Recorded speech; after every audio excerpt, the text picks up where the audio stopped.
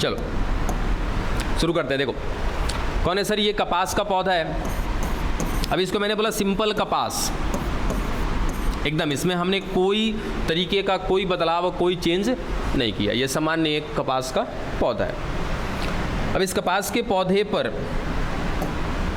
आ करके लगते हैं कीट, ठीक है।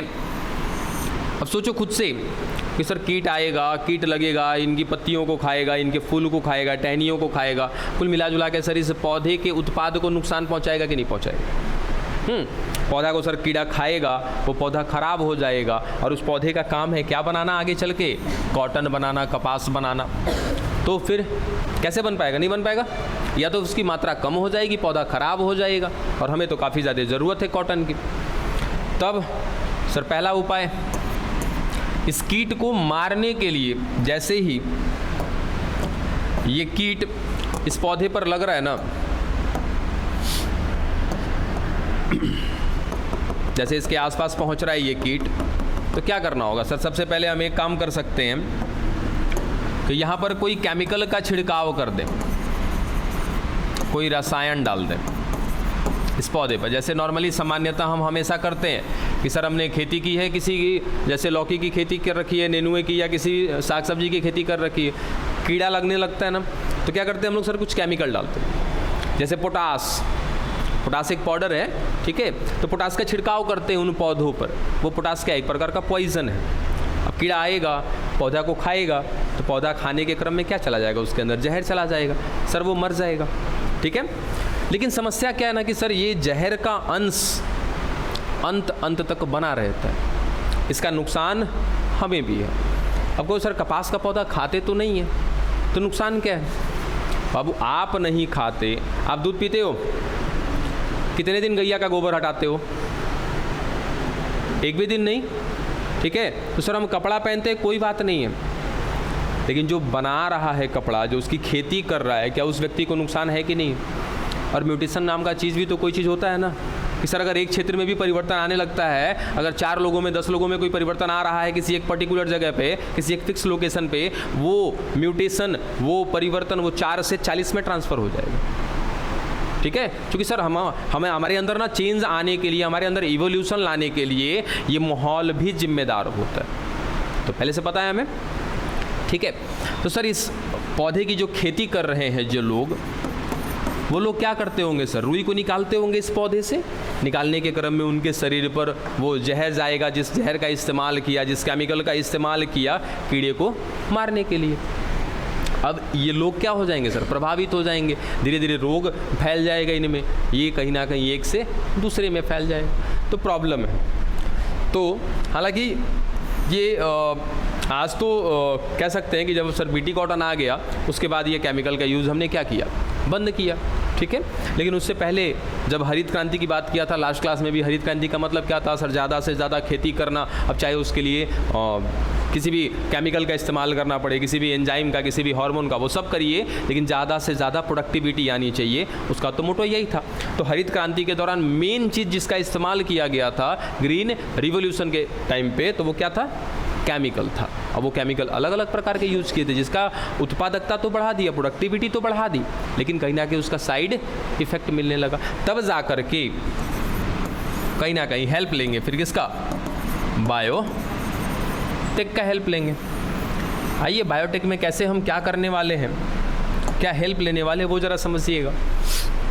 अब बायोटेक में हमें इतना तो पता है कि करते क्या है सर, कि कोई भी अगर लाभदायक जीन है, कोई भी बेनिफिशियरी जीन अगर हमारे लिए दिख रहा है कहीं पर, और अगर हम उसका इस्तेमाल कर सकते हैं तो करेंगे। चाहे प्रोडक्ट बनाने के लिए करेंगे, प्रोडक्टिविटी को सुधारने के लिए करेंगे, क्या समझे? या तो फिर अपनी कैपेसिटी बढ़ाने के लिए करें। अब कैपेसिटी का मतलब सर क्षमता। एक पौधा था जो कहीं ना कहीं ऐसे क्षेत्र में मिल रहा था जहाँ पे क्या था सर? सूखा था, पानी की मात्रा बिल्कुल नहीं थी, और वो पौधा वहीं पर उग सकता है। अब क्या करें? बिना पानी के मर जा रहा है। तो हमने सर उस पौधे को ही ऐसा बना देना है, उसके अंदर ऐसी क्षमता ला देनी है कि कम से कम पानी में वो क्या रह सके, वहाँ पर जिंदा रह सके। और ये संभव है कैसे? बायोटेक से, ठीक है। सिंपली वो तो एक एग्जाम्पल हो गया। आइए एक एप्लीकेशन देखते हैं, मतलब कि एक यूज़ देखते हैं कैसे इसका इस्तेमाल कर रहे हैं वो बीटी कॉटन बनाने के लिए। सर एक बैक्टीरिया है, ठीक है। बैसिलस थुरिंजिएंसिस, बैसिलस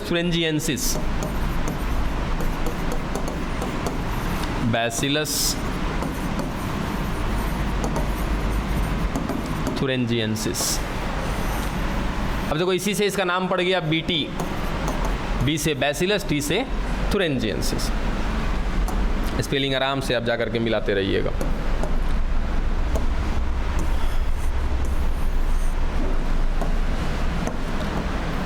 देखिए सर, ये हो गया हमारा एक बैक्टीरिया जिसकी बात कर रहे हैं, ठीक है। अब उस बैक्टीरिया के अंदर मिल रहा है इसका खुद का अपना डीएनए, ठीक है। अब इस डीएनए के अंदर मिल रहा है एक खास किस्म का जीन। अभी देखो मान के चलो ना कि अब कॉटन नहीं बना रहे हम लोग पढ़ रहे हैं एक बैक्टीरिया को, इसका नाम है बैसिलस थुरिंजिएंसिस, ठीक है सर। ये बैक्टीरिया जिसका मिल रहा है डीएनए, इसके डीएनए में मिल रहा है एक खास किस्म का जीन, जिस जीन का नाम है क्रिस्टल जीन, ठीक है सर। एक जीन मिल रहा है, हालांकि बहुत सारे जीन होंगे, हम एक जीन के बारे में पढ़ रहे हैं कि सर एक जीन मिल रहा है जिसका नाम है क्रिस्टल जीन। सवाल ये आता है कि सर ये क्रिस्टल नाम क्यों पड़ा, पहले इसको समझ लेते हैं। या उससे पहले आप ज़रा ये बताइए कि सर जीन है तो क्या करेगा, अपने आप को एक्सप्रेस करेगा, अपने आप को व्यक्त करेगा, सिंपल सा ये लॉजिक सभी को पता है। तो सर ये जो जीन है ये अपने आप को एक्सप्रेस करेगा और क्या बना देगा, प्रोडक्ट बना देगा सर, उत्पाद बना देगा, ठीक है। उत्पाद के रूप में क्या बनता है, प्रोटीन बनता है, चलो ये भी लिख देते हैं। तो सर इस बैक्टीरिया ने अपने अंदर उपस्थित क्रिस्टल जीन के द्वारा एक्सप्रेस किया अपने आप को, प्रोडक्ट बनवाया। वो प्रोडक्ट कौन था, एक प्रोटीन था, और ये प्रोटीन जो है ना क्रिस्टल के रूप में बनता है। क्रिस्टल जैसे देखो क्रिस्टल का मतलब आपको समझाते हैं, जैसे कभी कांच उच फूटा है घर पे, कांच, ठीक है, ये शीशा नहीं जिस पर आप चेहरा देखते हो वो नहीं, इसमें नहीं समझ में आएगा जल्दी। कांच की बात कर, जो थोड़ी सी मोटी वाली होती है ना, इसमें आप आर पार देख पाते हो, वैसा अगर कांच अगर फूटा हो ना तो देखिएगा जो सबसे बारीक उसका दाना होगा ना, चमक रहा होगा, कोरदार होगा, वो होता है क्या कि एक क्रिस्टल का शेप साइज, तो वैसा होता है क्रिस्टल। तो कहने का मतलब कि सर इस बैक्टीरिया के अंदर एक जीन ऐसा है जिसका नाम है क्रिस्टल जीन, और रीज़न क्या है कि सर अपने अंदर ये जो प्रोटीन है को बना रहा है ना विशेष किस्म का, वो कहीं ना कहीं किस रूप में बन रहा है बाबू, क्रिस्टल के रूप में बन रहा है। यानी कि यहाँ जो प्रोटीन बना है वो प्रोटीन ही है, लेकिन किस रूप में है, क्रिस्टल के रूप में है। अब समझ में आया कि इसका नाम हमने क्रिस्टल जीन क्यों रखा है, क्योंकि सर ये जो उत्पाद बना रहा है ना वो किस रूप में बना रहा है, क्रिस्टल के रूप में बना रहा है, इसलिए इसका नाम क्या रख दिया हमने, क्रिस्टल जीन। अब इसको शॉर्ट में एक नाम देते हैं हम लोग, क्राइजीन। उसी क्रिस्टल से हमने बनाया है इसको क्या, क्राइजीन। चलो यहाँ तक की बात एकदम आसानी से समझ में आई है। क्या क्या बोला हमने, किसी को कोई आपत्ति है ना, कोई समस्या है ना, यहीं पूछ लिया करो। डर लगता है हमसे कह दे तो सर डर लगता है तो घरे रहो ना, काहे ला आती हो इधर है, कोई भी हो जिसको डर लगता है घर पे रहा करो। हाँ ये क्राइजीन उस जीन का नाम है ना जिस जीन ने क्या बनाया, एक प्रोडक्ट बनाया। वो प्रोडक्ट क्या था सर, प्रोटीन था, और वो प्रोटीन किस रूप में था, क्रिस्टल के रूप में। सर ये वो बैक्टीरिया है, ये बैक्टीरिया के अंदर इसका डीएनए है, डीएनए के अंदर जीन है, हमको ये सब पहले से पता है सर, डीएनए है तो जीन होगा, वो जीन है तो वो काम करेगा तो क्या बनाएगा, प्रोटीन बनाएगा। लो भर के यहाँ पे प्रोटीन बना रहा है, अलग अलग प्रकार का प्रोटीन बना रहा है, क्योंकि अलग अलग प्रकार के जीन होंगे। हम उस अलग अलग प्रकार के जीन में से खाली एक जीन की बात किए हैं कि सर एक जीन इसमें बहुत खास किस्म का है। सर सारे जीन प्रोटीन बनाते हैं या बिल्कुल सारे जीन प्रोटीन बनाते हैं, ये भी बना रहा है प्रोटीन, लेकिन इसका नाम बड़ा अलग है। देखो क्रिस्टल जीन, हम सिंपल जीन नहीं बोले इसको, क्या बोले, क्रिस्टल जीन। तो भाई कुछ तो खासियत होगी। सर सारे लोग प्रोटीन बना रहे हैं, बिल्कुल ये भी प्रोटीन बना रहा है, बिल्कुल, लेकिन इसके प्रोटीन में और बाकी जीनों के प्रोटीन में एक अंतर है। इसका प्रोटीन जिस रूप में मिल रहा है वो किस रूप में मिल रहा है बाबू, क्रिस्टल के रूप में, जिसको हिंदी में आप कह सकते हो रवे, रवादार कोई चीज़ समझते हो, वो रवे जो होते हैं ना, वो चीज़ को हम कहते हैं क्या, क्रिस्टल कहते हैं। ठीक है, जिसका एग्जांपल के तौर पे हमने शीशे का टुकड़ा बताया कि बहुत बारीक वाला जो चूरा हो जाता है ना, उसका एक दाना उठा के देखो हल्का सा चमकता हुआ समझ में आएगा। ठीक है, कांच का, तो वो क्या सर क्रिस्टल के जैसा है। तो ऐसे ही क्रिस्टल के कहीं ना कहीं इसके अंदर अणु बने होंगे प्रोटीन के। ठीक है, तो वो कहीं ना कहीं क्या कह रहा है सिंपल सा कि सर ये वो जीन जिसने क्रिस्टल के रूप में एक ऐसा उत्पाद बना दिया, एक प्रोटीन बना दिया, इसी कारण से इसका नाम रख दिया क्या हमने, क्रिस्टल जीन। इसी के नाम को शॉर्ट करके बोलते हैं क्राइजीन। ठीक है, अब यहाँ तक तो चलो ठीक है सर। अंत में क्या जानकारी मिला कि वहाँ से उस बैक्टीरिया के द्वारा क्या बनाया जा रहा है, प्रोटीन। अब इस प्रोटीन को ना ज़रा चेक किया जाने लगा। ठीक है, अब किसी भी खाद्य पदार्थ का या किन्हीं भी उत्पादों का अगर आपको चेकिंग करना होगा तो कहाँ चेक करेंगे सर, किसी मीडियम में चेक करेंगे। जैसे नमक को चेक करना है तो नमक को चेक करना है सर, नमक को चेक करने के लिए क्या है, एक मीडियम है पानी, चूँकि उसका टेस्ट चाहिए ना हमें उसको समझना है, तो एकदम न्यूट्रल सी चीज़ों में रखेंगे तभी तो किसी चीज़ को समझ पाएंगे हम लोग। ठीक है, न्यूट्रल के बाद सर दो चीज़ें बच जाती हैं हमारे पास, अम्ल और क्षार, यही दो मीडियम है हमारे पास। तो सर पानी में किसी प्रोटीन को डालेंगे तो वो क्या रिएक्ट करेगा, कुछ तो समझ में ही नहीं आएगा। ठीक है, तो उसके लिए दो माध्यम हमारे पास और रह जाता है, एक है क्या, एसिड, दूसरा है बेस, अम्ल और क्षार। सर इस प्रोटीन की, जिसको हमने क्या बोला कि ये किस रूप में मिल रहा है, रवे के रूप में मिल रहा है या तो फिर क्रिस्टल के रूप में मिल रहा है। इस प्रोटीन का जांच शुरू किया गया। जांच करने के लिए दो माध्यम है सर। सबसे पहला डाला गया अम्ल में, एसिड में डाला गया, तो ये प्रोटीन का क्रिस्टल यहाँ पर क्या रहा, अघुलनशील, यानी कि घुला ही नहीं, ये नॉन सुलेबल है यहाँ के लिए। ठीक है, यानी कि एसिड में ये प्रोटीन का रवा, ये दाना कभी घुलता नहीं। चलो ठीक है, तब दूसरा माध्यम क्या बचा, क्षार बचा हमारे पास। सर इसी प्रोटीन को उठाया और जब क्षारीय माध्यम में डाला तो पता चल रहा है कि ये प्रोटीन घुल जा रहा है।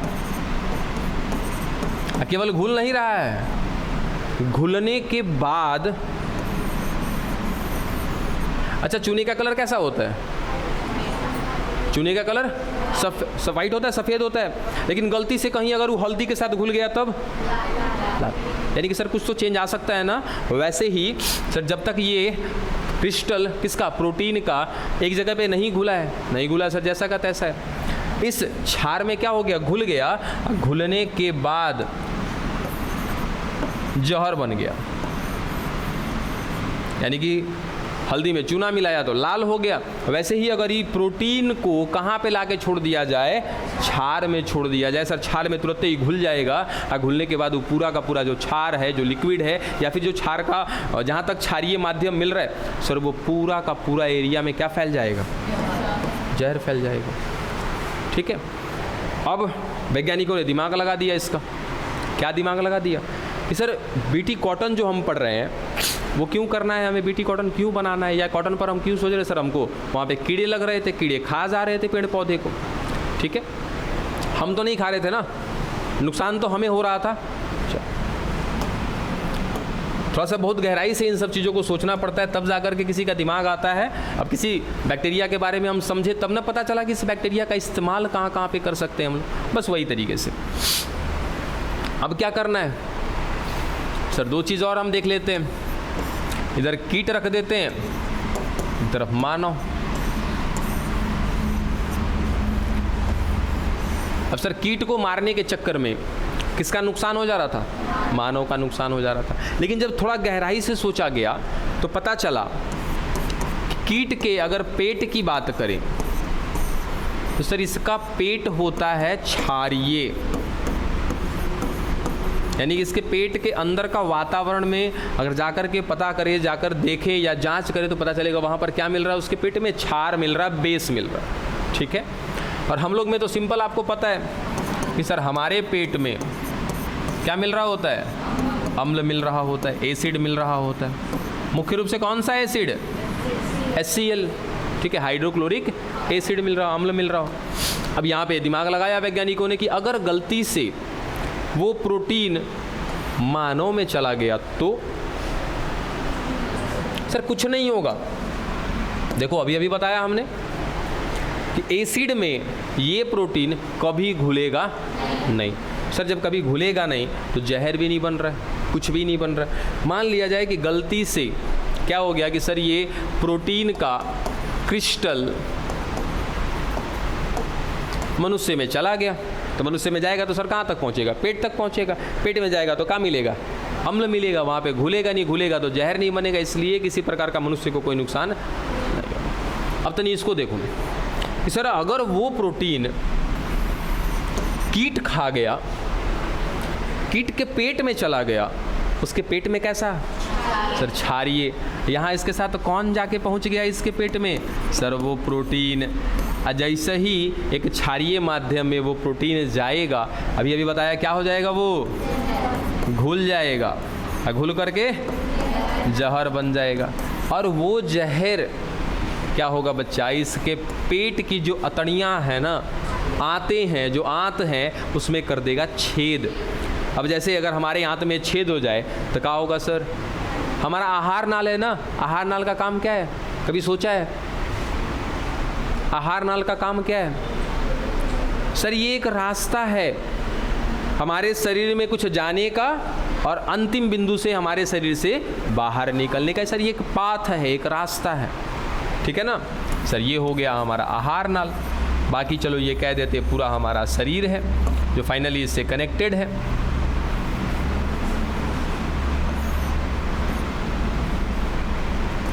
अब सर इधर क्या भरे पड़े हैं? तरल। हमारे बॉडी में क्या है? लिक्विड है। अगर इनमें छेद हो जाए ऐसे, क्या हो जाएगा सर? सारा का सारा लिक्विड बाहर आ जाएगा। तुरंत उस व्यक्ति की क्या हो जाएगी? मौत हो जाएगी, या फिर तुरंत उस जीव की मौत हो जाएगी जिसके साथ ऐसा घटना होगा। अब दिमाग लगा करके वही काम कर दिया। अब देखो क्या इतना सब कुछ समझ में आया? सबको अलग अलग तोड़ तोड़ के आपको बताया हमने, अब सबको एक साथ लेके चलते हैं। देखो करने क्या वाले हम लोग कि अब बायोटेक का इस्तेमाल करते हैं। क्या इस्तेमाल है? देखो सब कुछ समझा दिया, बस इस लाइन को समझ लेना, कहानी समझ में आ जाएगी। सर ये है वो बैक्टीरिया, कौन? Bacillus thuringiensis. उसके अंदर मिल रहा है ये उसका डीएनए, और उसके डीएनए में हम बात करते हैं सर उस क्राइजीन का। ये लो, ये है सर वो क्राइजीन जो कहीं ना कहीं उत्पाद के रूप में प्रोटीन बना रहा था, और वो प्रोटीन के क्या बन रहे थे? रवे बन रहे थे, क्रिस्टल बन रहे थे। और यही वो क्रिस्टल हैं, यदि इनको कोई खा गया या किसी के शरीर में चला गया ये क्रिस्टल प्रोटीन का, और वहाँ पे क्षारीय माध्यम मिल गया तो जहर बन जाएगा, और तुरंत उसकी क्या हो जाएगी? मौत हो जाएगी। अगर कहीं गलती से ऐसे जीव में गया जिसके पेट का क्या है? वातावरण अम्लीय है, उसका कुछ नुकसान। अब हमने बायोटेक की मदद से क्या किया बच्चा? इस क्राइजीन को कर दिया हमने यहाँ से बाहर। ये लो सर, ये है वो क्राइजीन, ठीक है। अब क्या करने वाले हैं समझो। क्या हम इसको एक पादप की कोशिका में भेज सकते हैं क्या? हाँ, पढ़ा दिया है ना कि सर अगर किसी जीन को प्लांट में भेजना हो तो किसका इस्तेमाल करेंगे? बताओ जरा, किसका इस्तेमाल करेंगे? किसी प्लांट में देखो, जैसे बायोटेक में तो अभी तक यही पढ़ा ना हमने कि सर ये जीन है, इसको भेज देते हैं, जहाँ भेजना है वहाँ भेज देते हैं। हमने आपको टारगेट दे दिया, कहाँ भेजना है? एक पौधे में भेजना है। किसकी सहायता से भेजोगे? हाँ, एग्रोबैक्टीरियम ट्यूमिफेसियंस, ठीक है। पूरा बैक्टीरिया का इस्तेमाल कर लोगे। कौन सा प्लाज्मिड?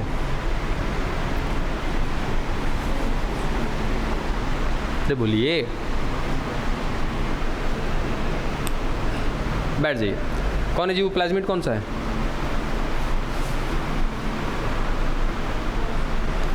बैठ जाइए, आप समझते रहिए अब आप लोग। अरे चलो, अब क्या करोगे आप जानो, आपका मैटर है, तरीका आपके पास है। आपके पास तो PUC 18 भी है, 19 भी है। उसका इस्तेमाल करके भी भेज सकते हैं ना। PuC18 का इस्तेमाल काहे करते हैं? या PuC18 कौन है? आर्टिफिशियल, उसका इस्तेमाल कर सकते हैं।